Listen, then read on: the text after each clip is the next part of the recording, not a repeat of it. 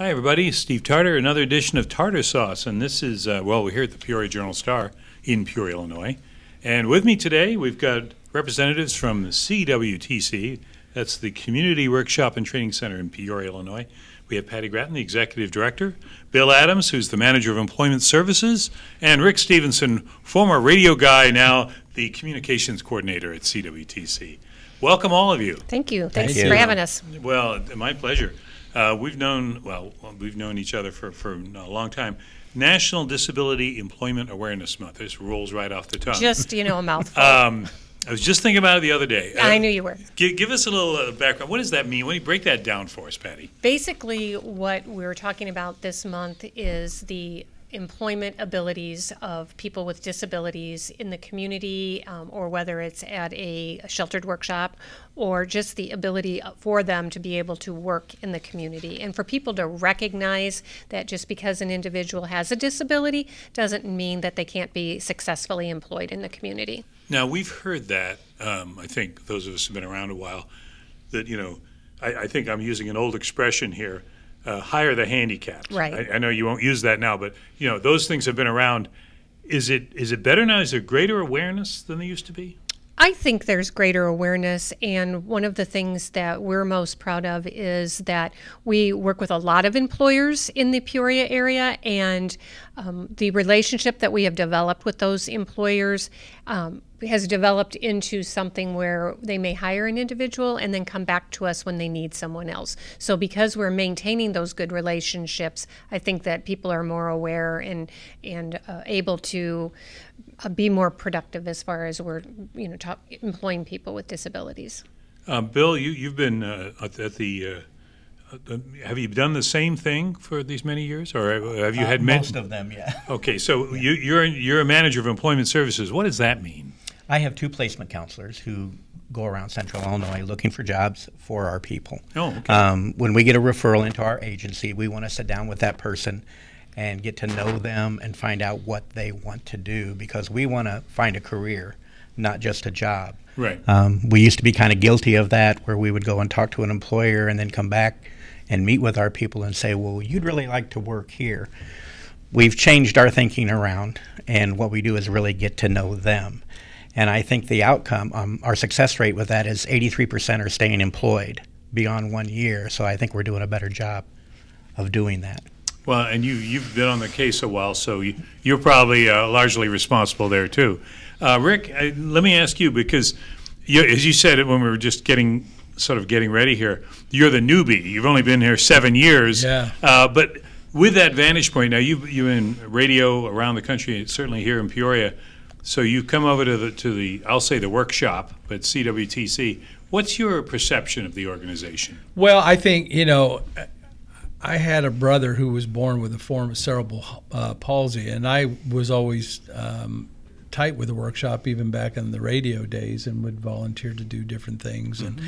And I had always thought that I'd wish we had known about something like this for my brother when we were growing up and in his younger days. But I get in trouble all the time because I always refer to how they do this and they do that, and it's not they, it's we. I'm part of the team.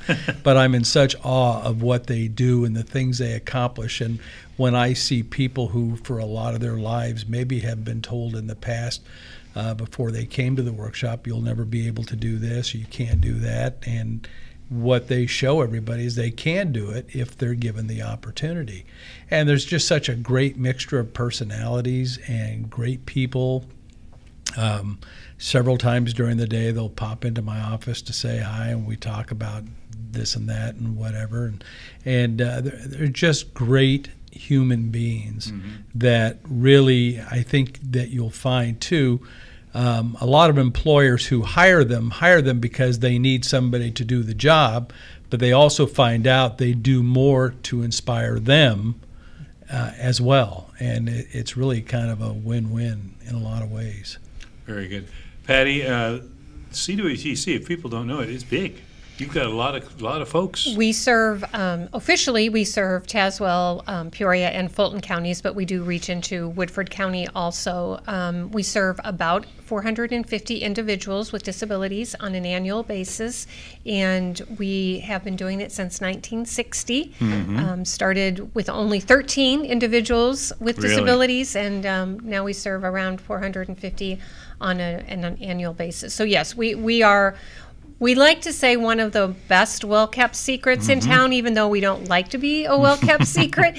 But we feel like we're doing what we do well for the individuals that we serve. So right, and the things that have probably involves all the organization, finding the right work, finding the right employer.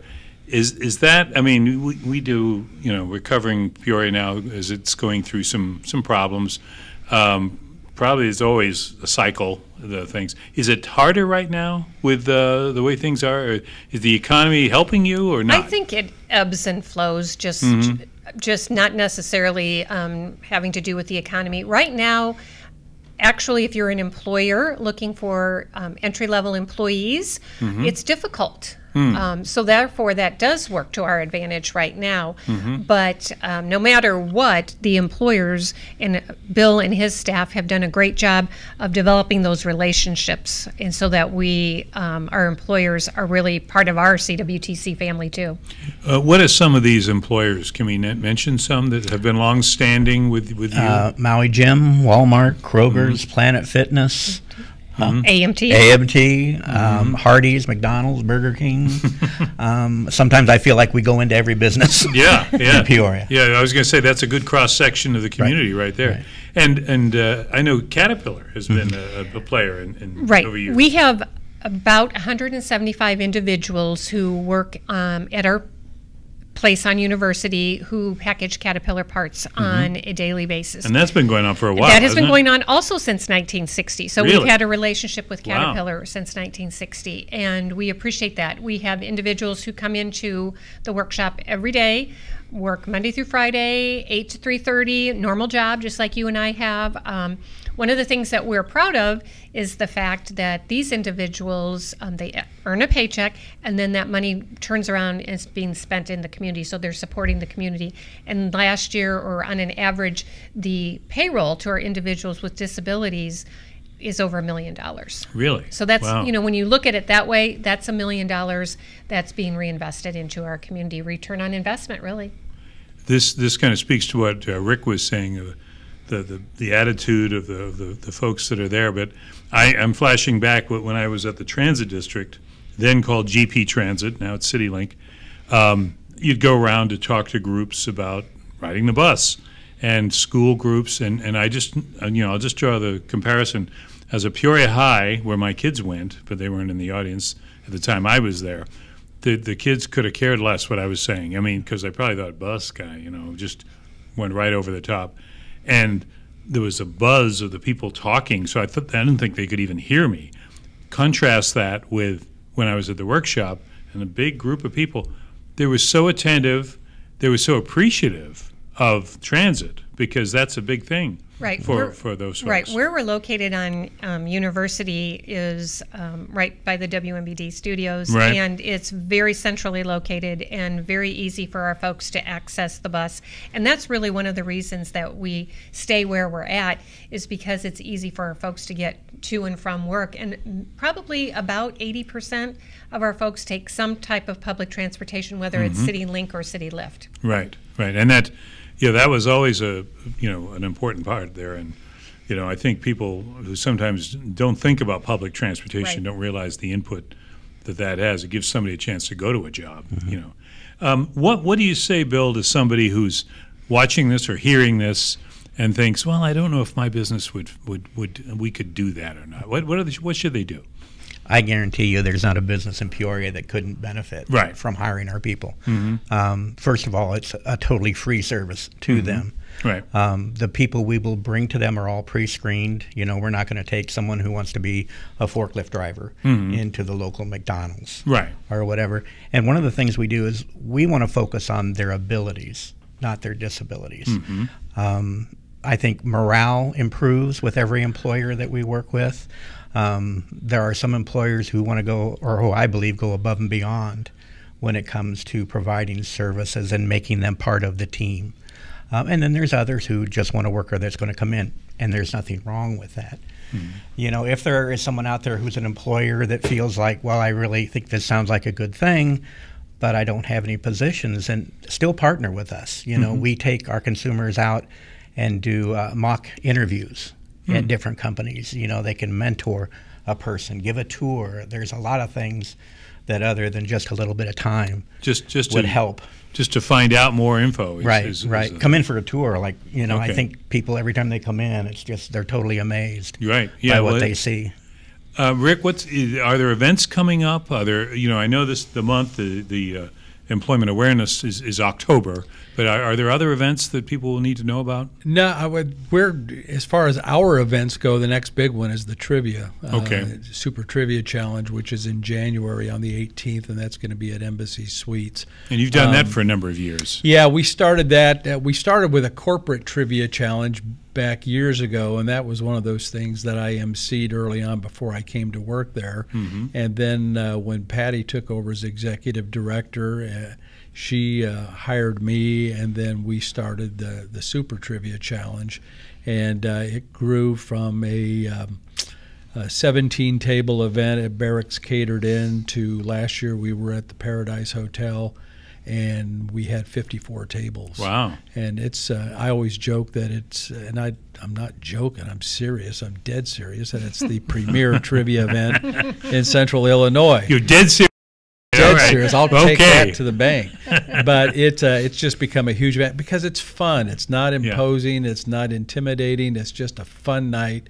If you have a group of 8 people, or if you just want to show up, you and a friend, or what, we'll find a table. Where do you get all the trivia questions? Is that your job? Yeah. Oh, okay. So are we talking about musical trivia now? It changes every year, but it's been one of the questions we had last year was we would put up the faces of 2 well-known people on the screen, and ask the question, were they alive, dead, or alive at the same time? Oh, good. You know, and we had a picture of Keith Richards from the Rolling Stones, and no matter who you put with him, they were alive at the same time. But there was just people whom you wouldn't think were, you know, alive at the same time, or they weren't. Geography, history, we've done music, we've done TV themes, we've done movie themes, we've done history and played snippets from a historical event. It changes every year. Disney was another big one we did. Yeah. But we usually do 8 categories and 8 questions in each one, and it's just a fun event. And a good fundraiser. Oh yeah, it's getting to be one of our bigger ones. Yeah. So, and it just, there's a lot of people that are starting to really hear about it. You know, we promote it a lot, but just the word of mouth is why it's grown, and it's grown every year. It's never went back. I say we here at the paper, we need to probably come up with something to advance that. Not give away the answers, obviously, but you know, maybe get into some kind of money talks. I'm just saying. Study questions. If you want to know the question, we'll give you Rick's home phone, and you can call him at 2 in the morning and see what you can get. Patty, when you've had a number of years where you've been involved with the workshop. What kind of things come to your mind as sort of highlights or milestones that you kind of can relate? I think that where we're at now, as far as really the acceptance of people with disabilities in the community, when I first started there, think that we were very secluded as far as people weren't necessarily including a lot of our individuals in events, whether it would be activities in the community, employment services. So that's one thing that I think that really sticks out to me, is that people in the community accept our individuals not as people with disabilities, just as people that might have a disability. And that's, I think, the biggest milestone in what we're most proud of. If we can be just a little part of that, which I feel like we are, that we've advanced that thinking that people can be accepted just for who they are and not recognize the fact that they have a disability. And I'm sure people can as Rick was talking about his brother and others can relate to people they've known. They've benefited so much, or I wish they could have had this program. I think that says so much for the workshop and the things that you do. Bill, when you're canvassing with employers and trying to nail that down, do you find are there some employers that either have either don't know about it, or what's the awareness level of the workshop in Peoria? I think most employers are very open to the idea. Periodically, we will run across an employer who, right from the get-go, I'm not going to do this. Right. And I guess I've always kind of looked at that as a challenge. It's, why are you not going to do that? And sometimes it just takes, maybe a manager moved in town from a different city, and maybe the program didn't work well there, but is doing fine here. There's not too much we're not going to do to help that employee succeed. We have job coaches that will work with the employer, and together we will stay with that person as long as they want us. We say on average for a year we will follow up that person, but then I follow up forever. I mean, I've got people since the mid-1990s that I still go back and follow, because I want to make sure they're getting raises. I want to make sure they're in the job they like. Sometimes an employee will, I'm really tired of this job. I'd really like to move into this. Employers have been very open to that. Oh, good. And sometimes it works. Sometimes the person says, well, I kind of like the job I was doing before. Can I go back? And that always happens. You get it both ways. Right, right. Absolutely. What will be the primary event for this month? Is there one, or are we just talking about it? There really isn't a primary event for this month. We just like to have the community recognize that it's, I guess, an awareness that people with disabilities can work in the community. I always say that if we were doing our best job possible, we'd put ourselves out of business and everybody would be living and working in the community independently. But I think the big key here is awareness, and that's really what we want the community to acknowledge. If someone, and you mentioned tours and things of that sort, can they call Rick up or call you up or Bill and say? Anyone. One of the things that we really want to encourage is for the community members to come in and tour. And I know, Steve, you've been there. You can't imagine what you're going to see. I think sometimes I think people think we have a big daycare center or something, and we have 175 to 250 individuals that are productively working on a daily basis, and mostly working on Caterpillar parts. And I think that people need to be able to come and see what we do on a daily basis, and we're a very well-oiled machine, I'd like to say. Well, you've got it down, and the three of you, I think, speak well of the folks that are helping run that machine. So we appreciate you coming in. We'll just repeat it, CWTC. And if you don't know the acronym, and I'm bad on acronyms, Community Workshop and Training Center. It's at 3215 North University Street, which is by WMBD. Also, the restaurant over there that's been getting connected. Boy, there's a place that's we're off topic here, but that's okay. That's what I do. You're a good neighbor. They're a very good neighbor and good food, and it's a good thing that they don't open until 5 o'clock because the smell of the food will drive you in there. Let me tell you. I mean, I was amazed, and this is how ignorant. I've not even been connected. I've heard of it. Phil Luciano here managed to review it before I got it. Sure, there you go. So I didn't get it, but. No, they got an award at the city council, national thing. Right. So I thought, wow, and that's right next to you. It is right next to us. They're great neighbors. Well, that's where you need to go to check out CWTC, or later on get something to eat, or go see what's on TV at Channel 31. There you go.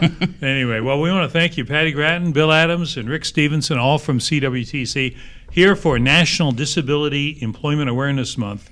Have we got it covered, or is there any more that we want to say here? No, you know what? Go ahead. I'd say if they want to take a tour, call me at 686-3300. I'd be happy to. It's one of those tours that is it's a very rewarding tour. We're not asking for anything. We're not going to hit you up for a donation as you're walking out the door or anything else. We just want to tell the story, show you what it's all about. And I guarantee within the first 3 minutes into the tour, you'll either say, wow, or I had no idea. And that's exactly why you're there, to find out what we're all about. Do you give any trivia questions on this tour? I can come up with a couple, sure. All right. Well, we'll get back to you on that one. Well, thanks, everybody. Thank you, Steve. Thank we you. appreciate it. We want to thank Matt Dayhoff, who muddled his way through to get everything on the air here today. Because, you know, folks, you take it for granted, but there's all kinds of wires here, and believe me, I don't know anything about it. But anyway, Matt does it. So we'll see you next time on Tarter Sauce.